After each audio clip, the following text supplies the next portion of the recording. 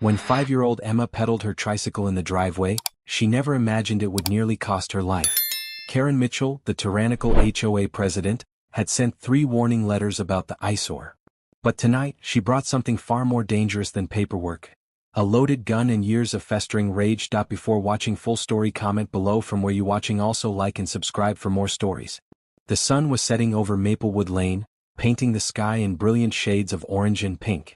It was one of those perfect autumn evenings in our small neighborhood, the kind where the air carried the scent of fallen leaves and would smoke from distant chimneys. Children's laughter echoed from various driveways and front yards as parents began calling them in for dinner. This was suburbia at its finest, peaceful, safe, and filled with the simple joys of family life. My 5-year-old daughter Emma was riding her bright red tricycle in our driveway, her infectious giggles filling the crisp evening air.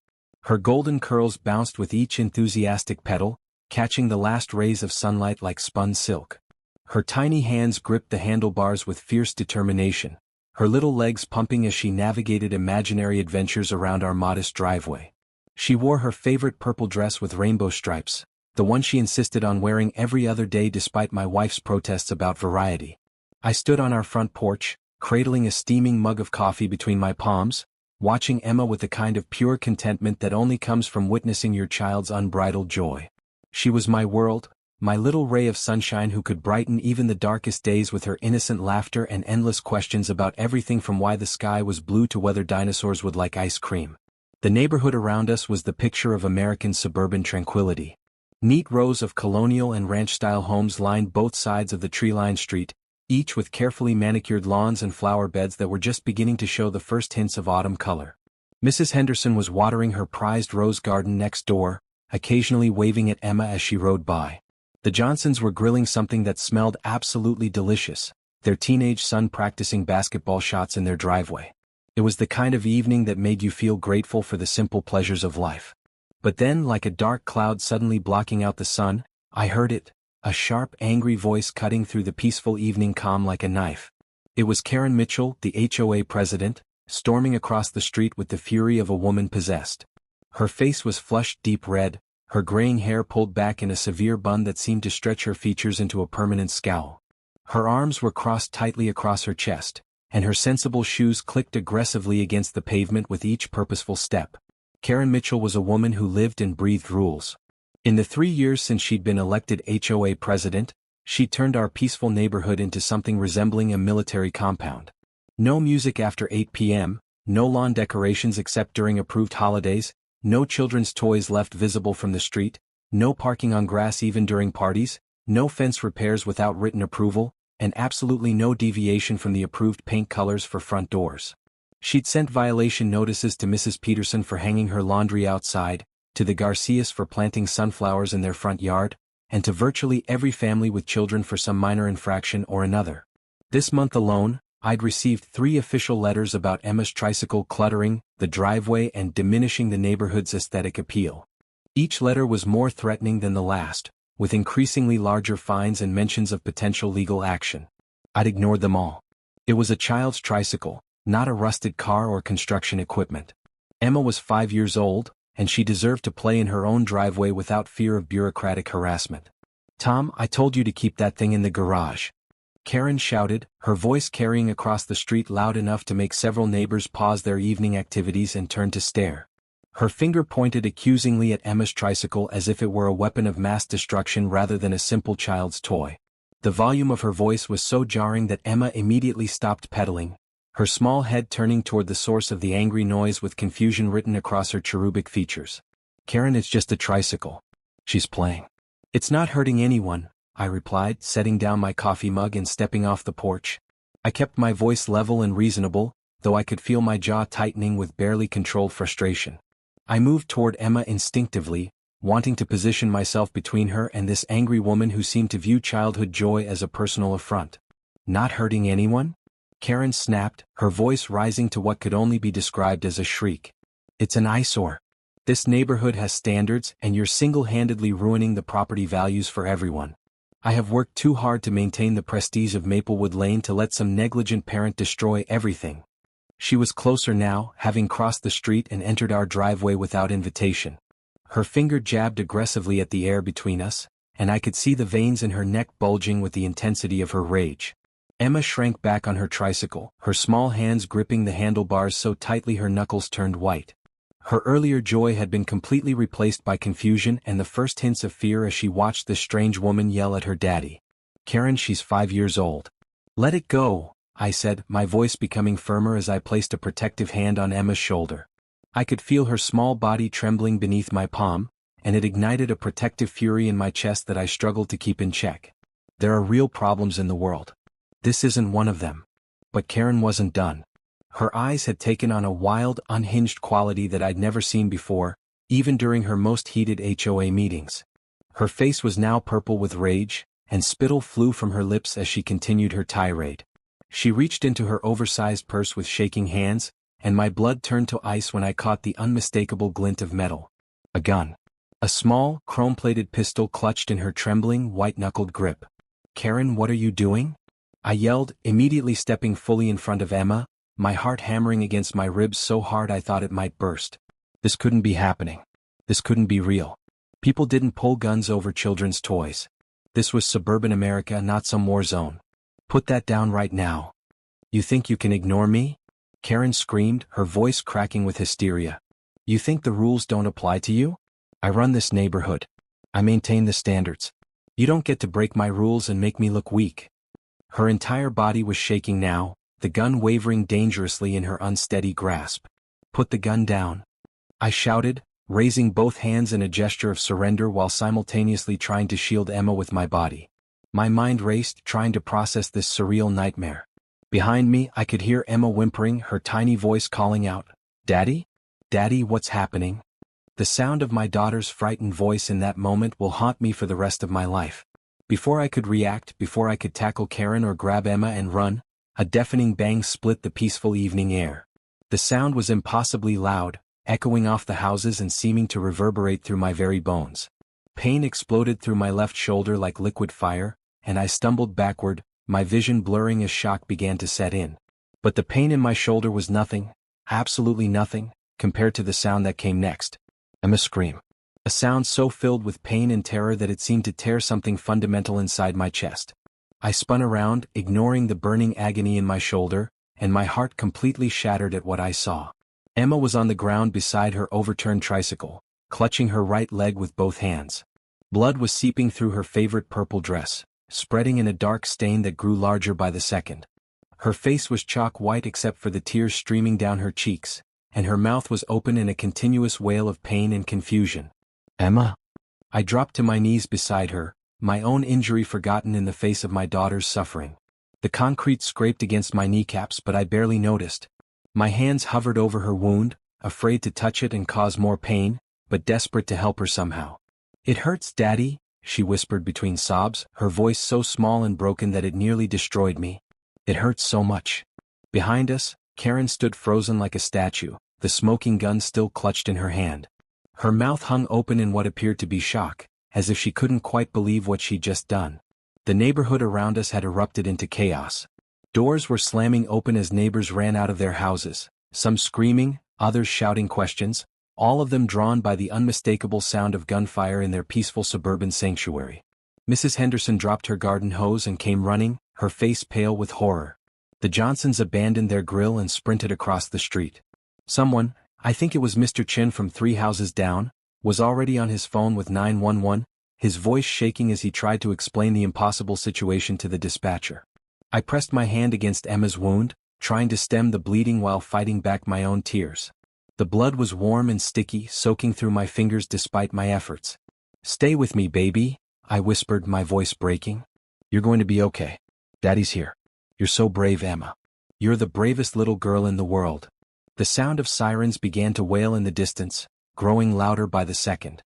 Karen finally seemed to snap out of her trance, looking down at the gun in her hand as if seeing it for the first time. I didn't mean to," she stammered, her voice barely audible above the chaos. "I was just trying to." She wouldn't listen. She dropped the gun like it had suddenly burst into flames and backed away from us, her eyes wide with what looked like genuine panic. Without another word, she turned and ran toward her house, her sensible shoes slipping on the damp grass as she fled. I heard her front door slam shut behind her, followed by the sound of multiple deadbolts being engaged. The paramedics arrived within minutes, though it felt like hours as I knelt there holding my wounded daughter. They were professionals, calm and efficient even in the face of such senseless violence. Two of them immediately went to work on Emma while a third examined my shoulder wound. "She's stable," one of them told me after what felt like an eternity of medical jargon and urgent whispers. "The bullet grazed her thigh and there's a fracture, but no major arteries were hit. We need to get her to the hospital immediately for surgery." I nodded numbly, barely processing the words. All I could focus on was Emma's pale face as they carefully lifted her onto a stretcher, her small hand reaching out for mine. "Daddy, don't leave me," she pleaded, her voice weak but still carrying that absolute trust that children have in their parents' ability to fix anything. "I'm not going anywhere, sweetheart," I promised, climbing into the ambulance beside her stretcher. "Daddy's going to be right here the whole time." As our ambulance pulled away from the scene, I caught a glimpse of police cars and what looked like a SWAT van screaming into the neighborhood. Through the small rear window, I could see officers taking positions around Karen's house, their weapons drawn and megaphones in hand. "Karen Mitchell, this is the police," echoed through the evening air. "Come out with your hands visible." But I didn't care about Karen in that moment. All my attention was focused on Emma, whose tiny fingers were cold as ice in my hand despite the warm evening. "Daddy's here," I kept whispering. "You're so strong, Emma. You're going to be okay." At the hospital, everything became a blur of bright lights, rushing medical personnel and forms to sign. Emma was whisked away to surgery while I was treated for my shoulder wound, a through-and-through that had missed anything vital but hurt like hell. The doctor who stitched me up tried to make conversation, probably attempting to distract me from my worry, but I couldn't focus on anything except the clock on the wall and the knowledge that my 5-year-old daughter was somewhere in this building having a bullet wound repaired. The surgery took 4 hours. 4 hours of pacing the waiting room, calling my wife Sarah who was trapped at a conference in another state, and trying to process how a beautiful evening had turned into this nightmare. The surgeon finally emerged, still in his scrubs, his face serious but not grave. "The surgery went well," he told me. "The bullet fractured her femur, but we've repaired the bone with a plate and screws. She'll need extensive physical therapy and there will be some scarring, but she should make a full recovery." Relief flooded through me so intensely that I had to sit down to avoid falling over. "Can I see her?" "She's in recovery now. You can see her in about an hour." When I was finally allowed into Emma's room, she looked so small in that hospital bed, surrounded by monitors and 4 lines. She was awake but groggy from the anesthesia, her leg immobilized in a large cast that seemed to swallow her tiny frame. When she saw me, tears immediately filled her eyes. "Daddy, I was scared," she whispered. "I know, baby. I was scared too. But you're safe now." The police came to take my statement while Emma slept. Detective Rodriguez was a kind woman with children of her own, and she handled the situation with the sensitivity it deserved.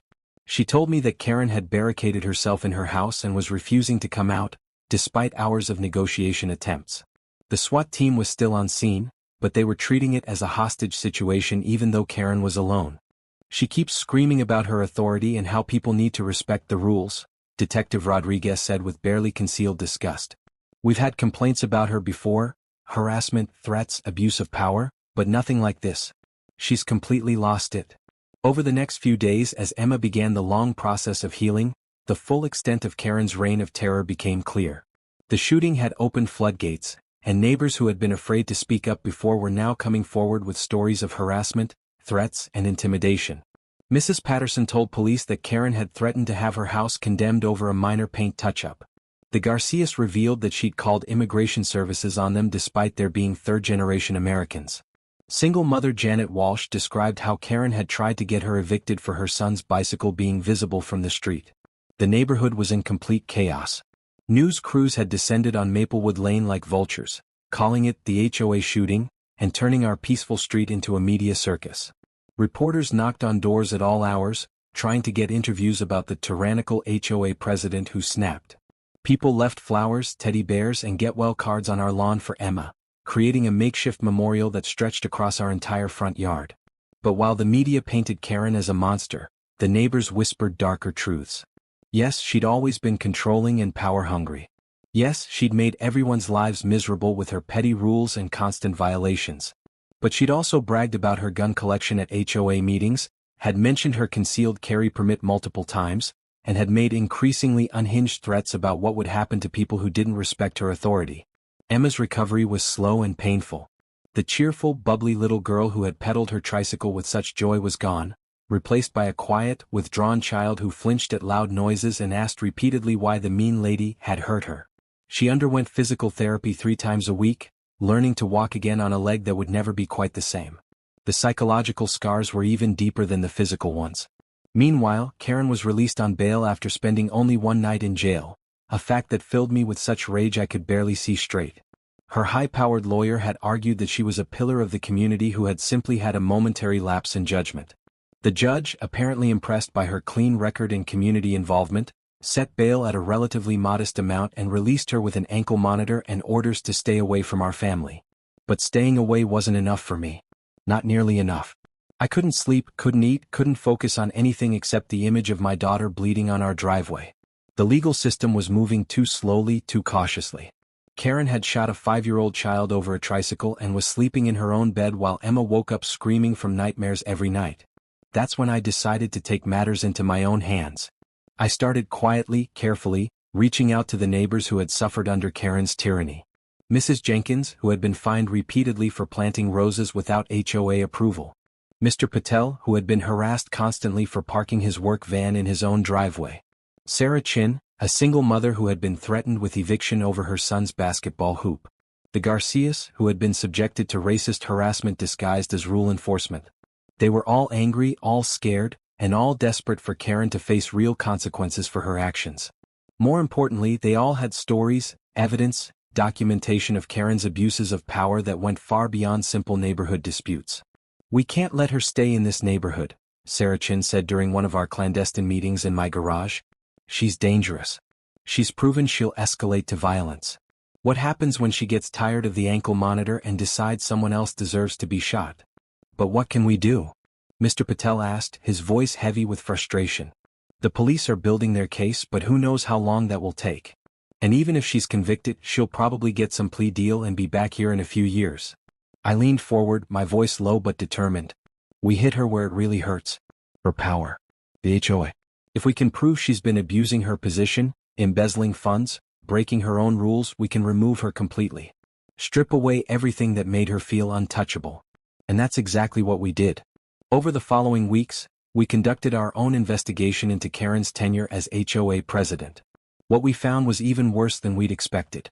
She had been systematically breaking every rule she enforced on others, approving her own home improvements without board votes, using HOA funds for personal expenses, and keeping detailed files on every neighbor that read like surveillance reports.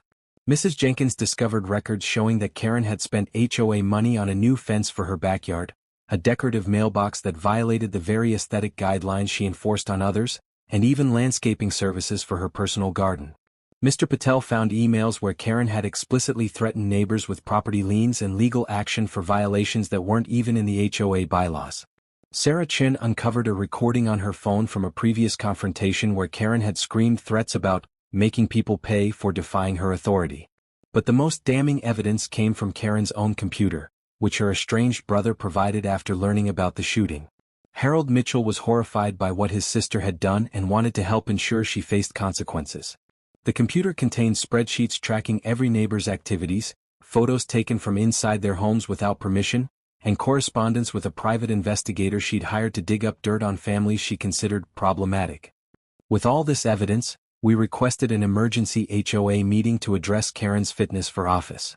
The community center had never been so packed. Every neighbor attended, along with several local reporters who had gotten wind of our investigation. Karen arrived wearing an expensive suit and flanked by her lawyer, clearly expecting to weather another storm through intimidation and legal threats. She was wrong. One by one, neighbors stood up and shared their stories. Mrs. Peterson described finding Karen going through her garbage, looking for evidence of rule violations. The Garcias presented documentation of Karen's attempts to have them investigated by multiple city departments based on fabricated complaints. Tom Bradley, a military veteran, told the room how Karen had harassed his wife while he was deployed overseas, including showing up at their house at midnight to measure their grass with a ruler. When it was my turn to speak, I stood up slowly, still feeling the ache in my healing shoulder. "Karen Mitchell shot my 5-year-old daughter," I said simply, my voice carrying clearly through the silent room. She pulled out a gun and shot a child over a tricycle. But that wasn't the first time she escalated to violence. Mrs. Chin, would you please play that recording? Sarah Chin stood and activated the recording on her phone. Karen's voice filled the room, screaming threats. I'll make sure you regret defying me. I know where you work, where your kids go to school. You have no idea what I'm capable of. The room erupted. Neighbors who had been afraid to speak before were now shouting their own stories of harassment and intimidation. Karen tried to maintain control, banging her gavel and shouting about proper procedures, but her voice was completely drowned out by years of suppressed anger finally finding its voice. I moved to remove Karen Mitchell as HOA president and permanently ban her from any leadership role in this community, I announced when the room finally quieted. The vote wasn't even close. It was unanimous except for Karen's own vote against the motion. But removing her from the HOA was just the beginning. With all the evidence we'd gathered, I filed a comprehensive civil lawsuit against Karen for harassment, intentional infliction of emotional distress, assault, and attempted murder. My lawyer was confident we had an airtight case, especially with Emma's medical records, the witness statements, and the documentation of Karen's pattern of escalating behavior. The criminal trial came first. Despite her lawyer's attempts to paint her as a dedicated community servant who had simply snapped under pressure, the evidence was overwhelming. The jury deliberated for less than 2 hours before returning guilty verdicts on charges of aggravated assault, child endangerment, and reckless endangerment. The judge sentenced her to 8 years in prison, calling her actions a betrayal of every principle of community leadership and human decency. The civil trial was even more devastating for Karen. The jury awarded Emma and our family $2.3 million in damages, money that Karen didn't have. She was forced to sell her house, liquidate her investments, and declare bankruptcy. The woman who had terrorized our neighborhood over property values lost everything she owned. But perhaps the most satisfying consequence was watching our neighborhood heal and transform. Sarah Chen was elected as the new HOA president, and her first act was to eliminate most of Karen's oppressive rules. Children's toys were allowed in driveways. Homeowners could plant whatever flowers they wanted. The community garden that Karen had blocked for years was finally approved and built. Emma's recovery was slow but steady. Physical therapy helped her regain full use of her leg, though she would always have a slight limp and some scarring. The psychological healing took longer, but with counseling and the love of our neighbors, she gradually began to smile again. The day she asked for her tricycle back was one of the happiest of my life. On the first anniversary of the shooting, our neighborhood held a block party. Emma, now 6 and much stronger, rode her newly painted pink tricycle up and down the street while other children played alongside her. The spot where she'd been shot was now marked by a small garden that the neighbors had planted together, a symbol of how beauty and community could grow from even the darkest moments. Karen Mitchell was serving her sentence in a state prison 2 hours away. I heard through mutual acquaintances that she spent most of her time writing letters to anyone who would listen, still insisting that she had been the victim of a neighborhood conspiracy. She would be eligible for parole in 6 years, but I doubted she would ever return to our community. As I watched Emma laugh and play with her friends that evening, her tricycle catching the same golden light that had made everything seem so perfect a year ago, I felt a deep sense of peace. Justice had been served, not through revenge or vigilante violence, but through community action and the legal system working as it should. Maplewood Lane was ours again. And Emma was free to ride her tricycle wherever she wanted.